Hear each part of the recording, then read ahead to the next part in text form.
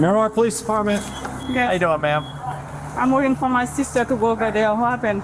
What happened? Mom finds out teen daughter's a psycho killer. Oh, Lord. Right now, there's an investigation. Haven't watched one of these videos in a while.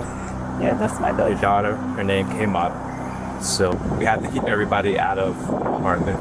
Police arrived at the home of 17-year-old Christie Parisien, Oh, Lord. where her mother was informed that Christie had become involved in a strange and violent incident. About an hour earlier, officers had discovered the body of an 18-year-old boy named Dwight Grant near a nearby apartment complex, brutally stabbed to death. Oh my God. Can you guys go back inside for me? Can you go back inside, please? Don't. Just do as I ask, please. Passengers have been taken into custody in the murder of 18-year-old Dwight DJ Grant. After a body was found there, Local 10's Andrew Perez is live with for this 18-year-old from Miramar High School, and instead, officers found a body. As new clues surfaced and the What did he do? investigation to her? continued, police uncovered a hidden conflict between Dwight and 3 of his classmates from Miramar High School. Yo, they Now was officers jumping, bro. needed to track all 3 of them down as quickly as possible to figure out what had really happened, what each of their roles was, and more importantly, why. Yo, what did he do to y'all? It's 2 girls and a guy. What the hell could have happened? But what detectives were about to learn about how this murder happened, why it happened, and just how complicated it truly was, turned out to be far more shocking than anyone Oh, expected. I like the storytelling. You can't get away with nothing. There's cameras everywhere. Suspect's mother. Everything started on a Sunday evening. On October 17th in Broward County, Florida, a nurse named Malene Emile noticed something was very wrong. Her 18-year-old son, Dwight Grant, who most of his friends called DJ, hadn't come home that day. DJ wasn't the kind of kid who disappeared without saying anything. He was responsible, focused on school, and always kept his family informed. His sudden silence was completely out of character. This was the beginning of a terrifying mystery for his family. No matter how hard they Okay, side note, sorry, this is completely off track. You think the voice talking right now was AI or an actual person narrating? My vote is AI. tried, no one could get in touch with DJ. He wasn't answering calls, he wasn't with any of his friends, and no one had seen him. By Monday morning, the worry exploded. DJ didn't show up to any of his classes, something that never happened. His teachers noticed immediately, his friends noticed, and his family knew something was seriously wrong. His family and friends checked every place he might have gone, called every person he might have been with, drove through neighborhoods. Damn, 5'11", 160? Not bad, bro. Handed out flyers. He was gonna be Nothing. 6 feet. He was gonna be Police- 6 foot at some time. I'm sorry. This is like completely off topic. This dude's dead. This guy has been murdered. Oh, I don't know if I can say that on YouTube. Shit. Even went to the high school hoping someone there might know where he'd gone. Officers spoke to students one by one. At this point, even the smallest detail could be the clue they needed. Anxiety and depression, so like he would check. He has anxiety? No, I have Okay, anxiety. so he will check on you. Do you know the girl that he's talking to or trying to talk to? No, No, does he have a girlfriend? not to my knowledge, no. No? Okay. Right. All right. Damn, this happened all the way in So COVID. Bro, what? You haven't seen him? What's up, man? No, everything good? Okay. Okay, so you haven't spoken to Staring hard him as shit. since... Is this his behavior? Bro almost caught himself a charge because he's staring hard as shit, bro. Yo. Like, does he do? He's a good kid? He's a good kid. He doesn't drink. He doesn't smoke. He goes out. He has a plan. He goes out with his friends. He calls literally all of us all the time to let us know, like, what's up, how you are. Okay. All right. To everyone This who is knew bad. him, DJ was quiet, calm, and spent most of his free time gaming. He wasn't the type to get into fights, he didn't cause trouble, and he had zero history of reckless behavior. Nothing in his past suggested he'd ever... Furthering my point, what could have been done for them to want to A, jump him, and B, off him? Like, what the hell? ever disappear or end up involved in something dangerous. The search for DJ continued through Tuesday of that same week. Then, around 2 p.m., while officers were canvassing the area near Sherman Circle North, a quiet neighborhood in Miramar before all this, they made the worst discovery imaginable. Hidden in the bushes beside an apartment building, police found the body of a young... Bro, and they just hid him in the bushes, bro. They didn't dump his body nowhere. Not saying that's what we would have wanted. I'm glad they found his body and the perps were caught, thankfully. But like, if y'all were trying not to get caught, this is the dumbest thing to do, was hide the body in the bushes. Because even if nobody saw it, at some point somebody walked by, like, bro, what's that smell? A rotting corpse in the bushes. Ain't no plant smell, bro. Young man. Oh my God. Let me step back. The body was found just outside the apartment building where DJ lived. All that time, he had been there, right near his own home. Officers were led to the body by scattered bloodstains on the sidewalk. From an initial examination, the body had bloodstains on the sidewalk? 2 fatal stab wounds, one to the neck and one to the chest. A knife was also found nearby, hidden in the... Yo, these niggas are amateurs, bro. Amateurs. You left bloodstains on the sidewalk. You left a knife in the bushes, and you left a body right next to the knife in the bushes. Oh my God, bro. Oh my God, bro. I'm glad they got caught. These niggas are not even just killers. They're stupid. Bushes next to the body. Can you go back inside, please? Don't. Just do as I ask, please. In a few minutes, an officer will come talk to you. Go back inside.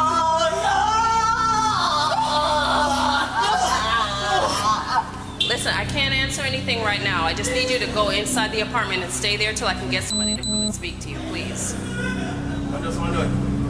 Listen, what did I just ask? Just give us a few minutes and somebody will come and talk to you. Just give me a few minutes. Go ahead and go inside. After speaking with DJ's family and asking them to remain patient, officers immediately blocked off the area surrounding the body and began processing the scene. Bro, what if I gotta go to work? Okay. All right. That's insensitive. But it's a genuine concern, okay? You know, I'm making a joke about this, but it's a genuine concern, bro. When they block off streets like this, how I gotta go to work, bro? What if I gotta go to work? I gotta tell my nigga, hey y'all, I can't come into work today. Why not? So how do I say this without you thinking I'm completely full of shit and just don't want to come to work for real? Some kid was murdered. I said it twice. I don't know if I could say it on YouTube. Some kid was offed in front of my apartment. So they blocked off the yeah, you think I'm capping? Yeah. Oh, you're gonna write me up for this because I'm bullshitting you. Oh, great. Like, bro, I don't know. For evidence. 4 officers were on scene working to secure the area, search for evidence, and confirm the identity of the victim as quickly as possible. This all happened aquí abajo. Aquí abajo, sí. Ahí abajo del stairwell que está ahí había mucha sangre, and you can see that probablemente están tratando de limpiarlo. Hay una cámara aquí, hay 2 cámaras aquí, y hay una cámara en esa esquina donde lo tiraron. Sunday. On Sunday, he went missing Sunday. Miramar is a quiet, close-knit community where news spreads fast. Not the Pentagon. So when word got out about the brutal discovery of an 18-year-old's body, tips started. I need to make this very clear because I know some niggas is gonna see this and get angry and type up a comment. You can go ahead and delete the comment, nigga. I am taking this shit serious, okay? But it's my job to entertain, so some jokes here and there to lighten the mood ain't so bad, my nigga. But I'm taking it serious, trust me, bro. I'm not joking the situation. The dude got killed, bro. It's not a laughing matter. I get it, bro. You can calm down now. Pouring in almost immediately. Several people came to police headquarters, hoping the information they had might help. Among them was a woman who walked into the lobby holding her teenage niece's phone. She wanted to tell police about a private group chat that had caught her attention. At the time, officers had no idea that this small piece of information would end up being the key to solving the entire case. Can you just give me a brief rundown? I'm so sorry. I know I'm seeing on the news that they found a body over by Sherman Circle, and they keep showing a picture of the kid that goes to Miramar High, saying they can't guarantee that it's him, basically, blah, blah, blah. Okay. But on my niece's phone, all the texts are coming through that they're her friends. There's people from school there, and they know it's him. I just came here because my niece was telling me that she had got these texts from this girl yesterday from the modeling, and She said it was the most traumatizing day of her life when she seen him yesterday, which would have been Sunday. Yeah. So in my mind, one and one, I'm not saying she did anything, but I'm not saying I can't come here and not show you either because she keeps saying tells everybody in the how many people she's killed and she's in a gang. I mean, and it could be just to be, you know, cool or to be tough. But you never know. It's like, you And know, the same thing, I don't want the text messages here. I don't want them to show my nieces. I don't want her. Like I don't want her her to associate. Right. Okay. By the next day, Wednesday, the victims. That's fair. That's fair. I got something for y'all niggas. I just don't want this shit attached to my niece. Okay? Nah, I get that. Identity was finally confirmed. The body belonged to DJ Grant, the Miramar High School student who had been reported missing. And Nicole, there are still so many more questions than answers at this hour. Our officers came out here because they were helping the search for this 18. By the way, this is not a thing that he put for cinematic reasons. This is a thing he put for copyright reasons. 18-year-old from Miramar High School, and instead, officers found a body in the bushes. Now, police had to start putting the broken pieces of the puzzle together. The evidence from the crime scene, and more importantly, the group chat that the woman had brought to them. Inside the chat, police. This is terrible. They're doing a terrible job at blocking faces. I can see that the whole other half of her face, bro. She's lucky she's wearing a mask because you can't really tell just off of glasses and eyebrows. Had brought to them. Inside the chat, police found disturbing messages linked to 3 teens. Blurring is terrible. 3 names that, within hours, would become central to the investigation. 17-year-old Andre Dexter Clements, 16-year-old Jaslyn Smith, and 17-year-old Christie Parisien. Without wasting any time, officers began tracking them down. Christie was the first person police went to. Miramar Police Department. How you doing, ma'am? So, right now there's an investigation, and I guess it's your daughter? Yeah, that's my daughter. I think she already knew, bro. What we're gonna have to do is we're gonna have to keep you out of the house for now. Me? Yes. Nothing has to do with you personally, but we have to keep everybody out of the apartment. So if there's anybody else in there that's in there. No, the sister, she's at work right now. But nobody else is inside? No, only 3 of You us. got shoes on? Okay. So we have detectives that are going to get a search warrant. Okay. So right now, we're just going to make sure nobody's inside, and then we're going to close the door. And then we're going to wait for the warrant to get here. And then When I can come back. when who? When I can come back, no?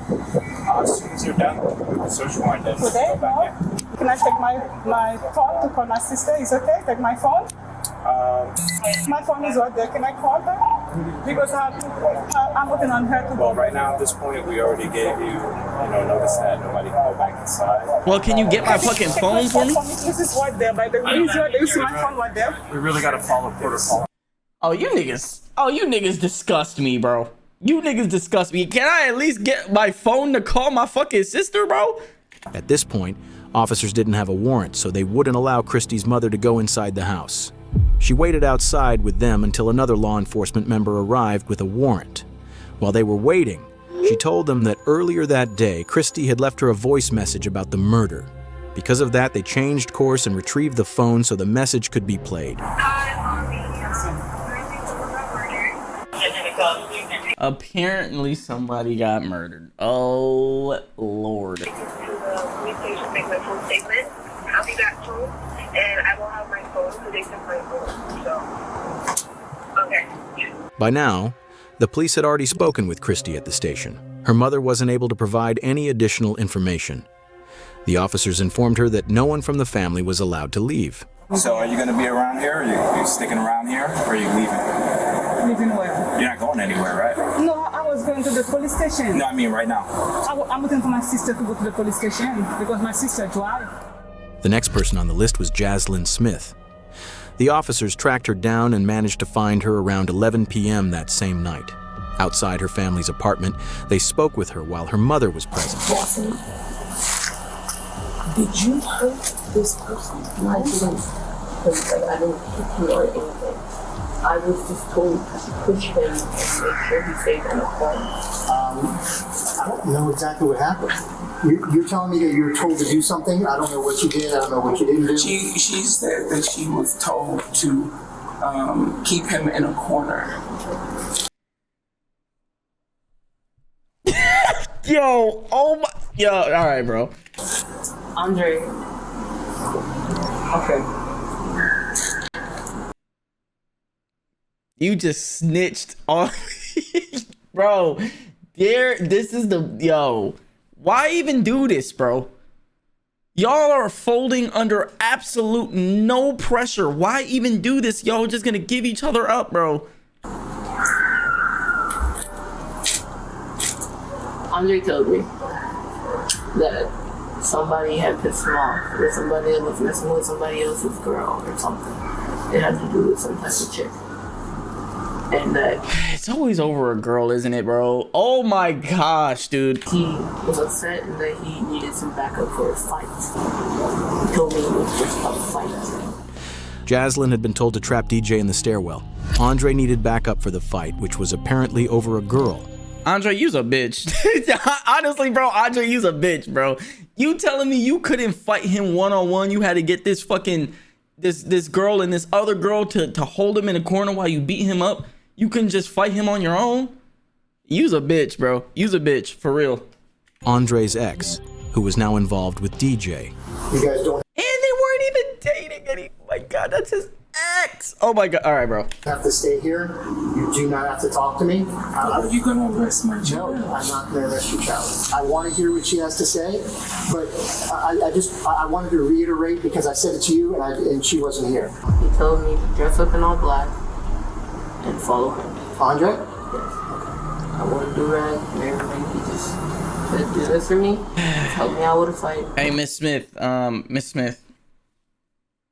Your daughter's going to jail, bro. I don't know what else to tell you, bro. Your daughter's going to jail, bro. And we walked up the stairway.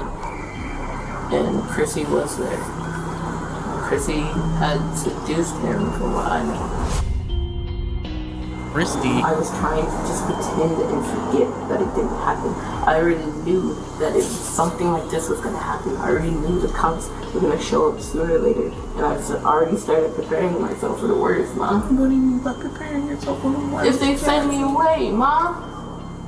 According to her, the mastermind behind the whole murder was Andre. He even picked out the colors of the clothes, and the plan was just a fight. Jaslyn clearly tried to downplay her own role and choices.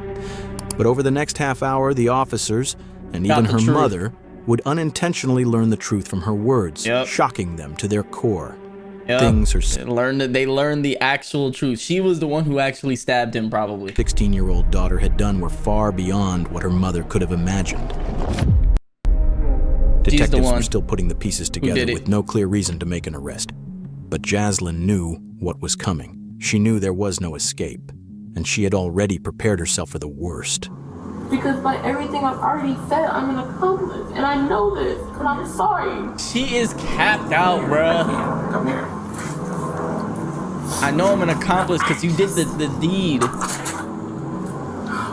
The female officer at the scene can be seen briefly laughing when Smith lets out a sigh. But there's nothing funny about what's happening. A teenager has been killed. See, now you niggas in the comments, if you're gonna get mad at me for making jokes, how about you get mad at an official officer of the law laughing at a mother who is sighing and upset that her daughter is about to go to prison? You niggas who's gonna get mad at me for making jokes, how about you laugh at this? Or how about you comment about this? How about you comment about this? A teenager has been... I'm not laughing at that. That's sad. Finding out your kid is a murderer. Killed, and Jaslyn has just admitted her role in what happened. She's now given police a motive. Andre had found himself in the middle of a high school love triangle between DJ and his ex-girlfriend. That's when the dark thoughts started. And bro, it's like, bro, this is not even, you're not even, it's not like she's cheating on you. Y'all not together no more. Plan began to take shape. A plan that would need help. Before Sunday, before any of this began, Andre had reached out to her. He told her about the planned fight and the help he needed. Now sitting in a police car beside her mother, the officer asks Jaslyn to walk them through everything, step by step, starting from that moment. That boy been working for 20-some hours, bro. He tired. He ready to go. So I'd like for you to kind of tell me step by step on how everything occurred, you know? Before Sunday, before he came over. Who's here? Andre. Andre's from school also? Yes. Before Of pauses and stuff. He told me on Friday, I believe it was Friday, that he had a situation that he needed to deal with, and he was wondering if I could help him out with a fight. Me knowing that I used to fight in elementary and used to be a bad kid-ish outside of school, I'd agreed because he was a good friend of mine. I'm like, it's just a fight. He had said he was going to be coming over around 6. He came over at A bad-ish kid. Close to 7 o'clock. Okay. And he had proceeded to tell me the whole scenario of, we're gonna get dressed in all black. You're gonna wear clothes that you don't care about.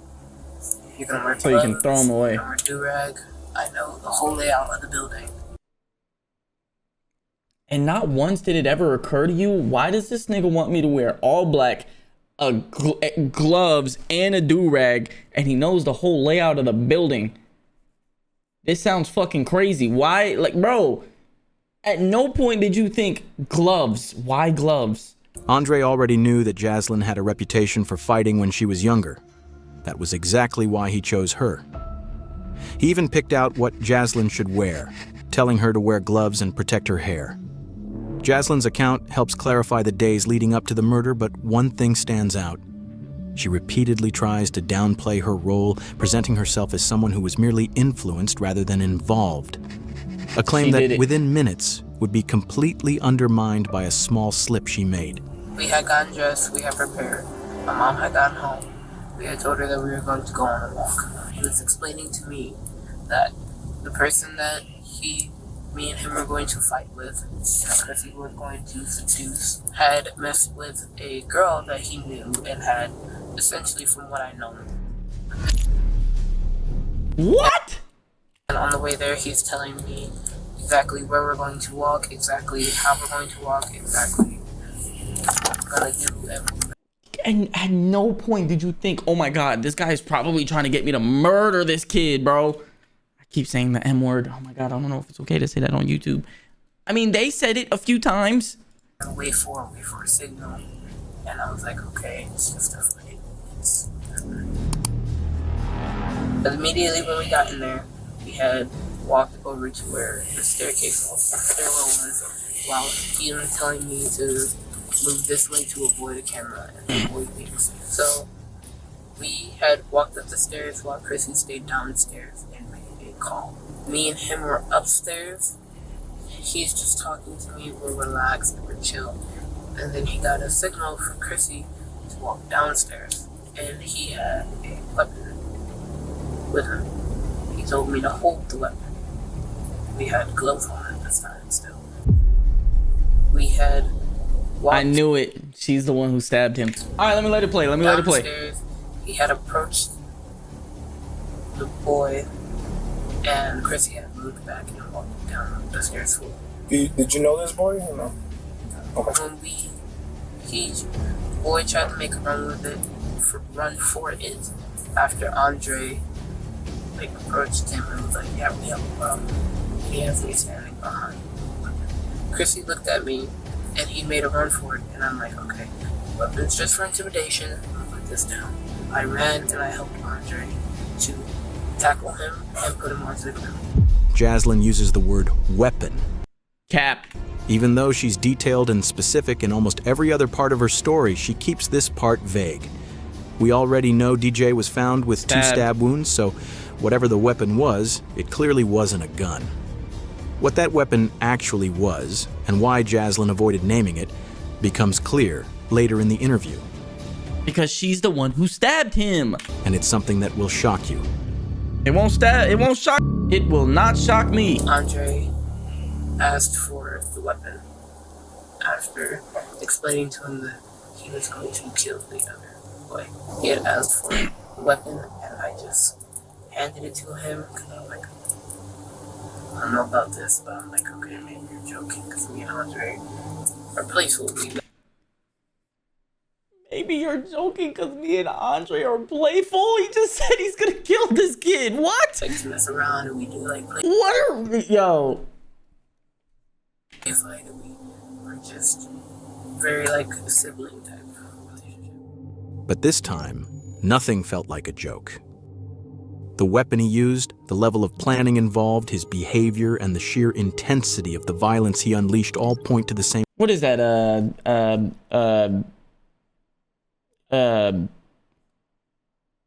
What is that?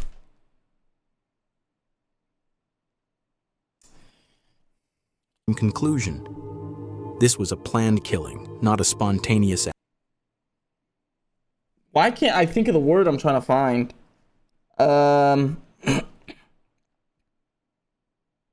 Third degree? Is it third degree when they... No, it's first degree. It's first degree when it's planned. Damn, bro, he going to jail forever. First degree. He proceeded to take out a small weapon and attempt to stab. And he was failing, and I was just like, okay, I didn't see it because I'm holding his legs. So I'm in a position where I'm holding both of his legs and I'm wrapped around his under torso, and I just feel poking right here. Jaslyn claims she didn't know Andre's full plan, but she did admit that she helped, holding DJ down even after the stabbing began. Wow. As disturbing as that is, Jaslyn never stopped or showed regret during the attack, not when DJ was begging for help, not even as he was slipping in and out of consciousness after being stabbed. And then he had another smaller weapon, and he took that out, and he stabbed him right here. Also, the boy was just like, you're gonna kill me. Just choke me out or like end it, because he kept going in and out. DJ knew he was dying. Under the pressure and pain he was in, he begged Andre to choke him and end it quickly. Andre ignored him and stabbed him again. After that, DJ went unresponsive. He stopped struggling and tragically died at the scene. In Jaslyn's version of events, she says she was told to do what she was assigned without asking questions. As the confrontation escalated, she says she didn't fight back because she was terrified of what might happen. Throughout her account, she places nearly all the blame on Andre. That explanation mostly holds up until Jaslyn slips up. In the middle of her story, she mentions a detail that seriously undermines her claim that she didn't know this was a murder plan, and instead places her right at the center of it. Because prior to this, he had told me that this was the first person he had ever killed. Prior to this, he had told you? Oh my god, bro. You're GG. It's GG, bro. GG. When we were at the house, we were just talking about the whole plan of what to do, what was going to happen, but he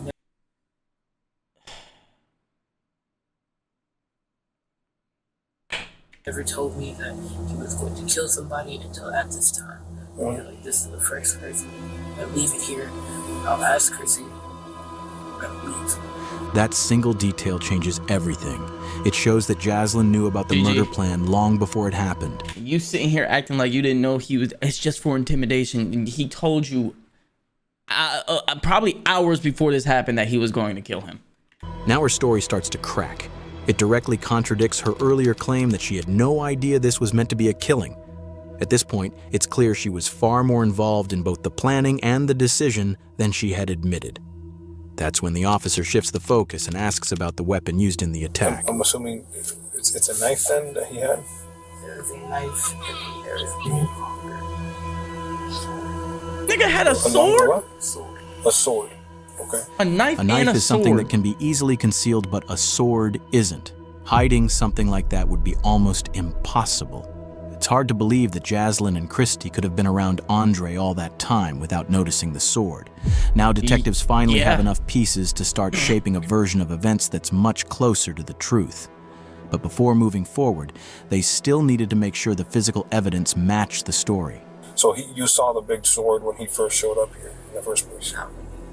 I didn't see it exactly. I saw that there was a bag with it, and I was like, okay. because somebody else had taken everything out of the house behind us, and I didn't know where that was. And What? I believe it was either in like a jacket with him or with Christie in an extra jacket or in a bag with them. Jaslyn could tell detectives were zeroing in on one key detail. The sword. She knew about the sword before they ever left the house, and that meant she knew the plan from the start. She tried to distance herself from it, saying that when they left, Andre grabbed a small knife and a larger sword, but she claimed she didn't actually see the sword at first and assumed it was already in the bag. Detectives weren't convinced. By now, there were too many gaps in her story. Yes. The teens believed they had pulled off the perfect crime. They killed someone in broad daylight in a tucked-away stairwell inside a busy apartment complex, avoided security cameras, and left no direct eyewitnesses. If the group chat messages hadn't surfaced later, they might have gotten away with it. But everything started to fall apart after the attack. They dragged DJ's body into the bushes, packed the weapons and supplies into a bag, and returned to Jaslyn's complex. There, they made a serious mistake. In an open, grassy area, clearly visible from nearby apartments, they started a fire and burned the bloody clothes using gasoline. As they sat there, shaken, but still hoping they were in the clear, a security guard spotted them. In that moment, the cover-up ended, and he wasn't the only one watching. Another resident had seen them too and later told police exactly what she saw. The two girls, they were just standing. Bro, this blurring is horrible, bro. And later told police exactly what she saw. Boom. Her face. Just like that. Her face, just like that. And they're gonna try and put the little thing on it after. Bro, come on. They were just standing there, but they weren't moving much. The chubby girl, she was just like moving back and forth, like standing in the same spot but moving a little bit. And then the guy was moving around the fire, just throwing more gasoline. I didn't see their face, but I saw their body shape. And seeing them on the photos, matches. You could picture them, especially the chubby girl. Damn, that's why you never bring a fat motherfucker. Yo, bro. Yo, that's why you never bring a fat motherfucker with you, bro, if you're trying to commit a crime, because every nigga will always remember a fat nigga committing a crime, bro. It's just if everybody's slim, you cool, but if it's two slim ones and one big one, bro, it's GG, bro. Because they'll be like, wait a minute. You guys hang out a lot together, and it's two slim ones and one big one. What's going on, man? You could feel the traumatization from them, and you could feel like they were scared, but you could also feel like they had that energy of the way of thinking, like he deserved it. Like you could notice that. Security camera footage from the apartment complex backed up much of Jaslyn's story. Bro. It's terrible. The cameras showed the three teens dressed entirely in black as they approached the stairwell where DJ was attacked. One camera even captured DJ Grant's final moments. Another showed the teens dragging his body toward the bushes exactly as described. But as detectives reviewed everything more closely, cracks began to appear. Parts of Jaslyn's version didn't fully line up. Police seized the teens' phones and went through their messages. It didn't take long to find something that directly contradicted Jaslyn's claim that this was only meant to be a fight. One message revealed the true mindset behind the plan.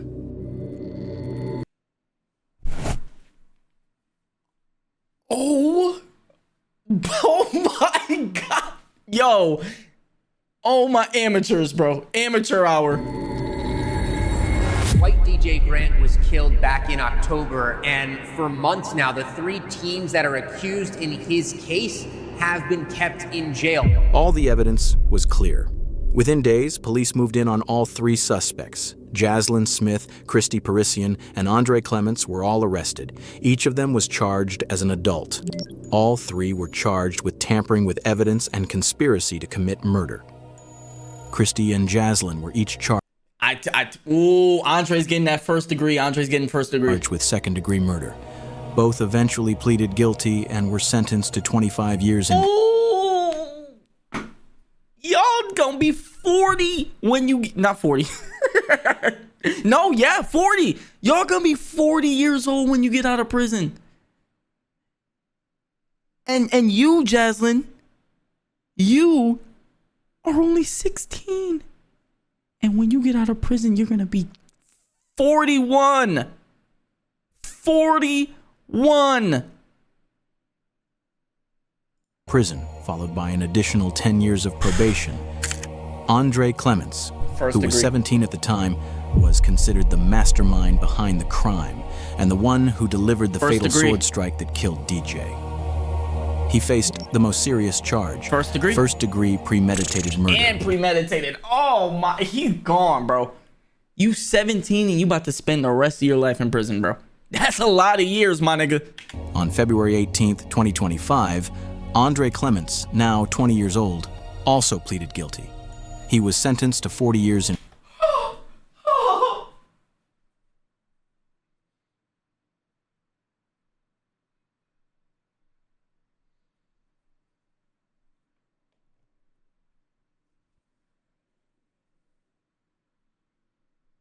He's gonna be 57 years old when he gets out of jail. And then on top of that, probation for the rest of his life. What's the life expectancy for an American? What is it, 62, 63? That nigga has 5 to 6 years left on his life, bro.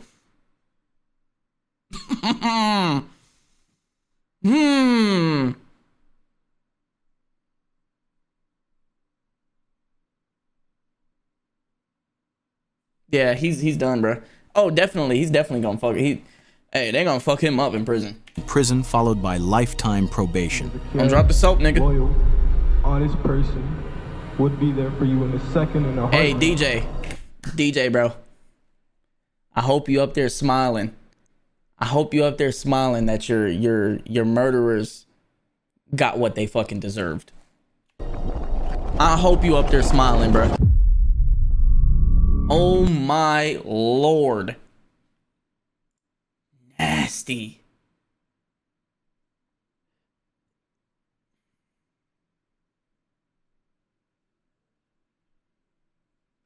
Nasty, bro. I need to watch more videos like this. I'm not gonna lie, I like this. I low-key like this a lot, bro.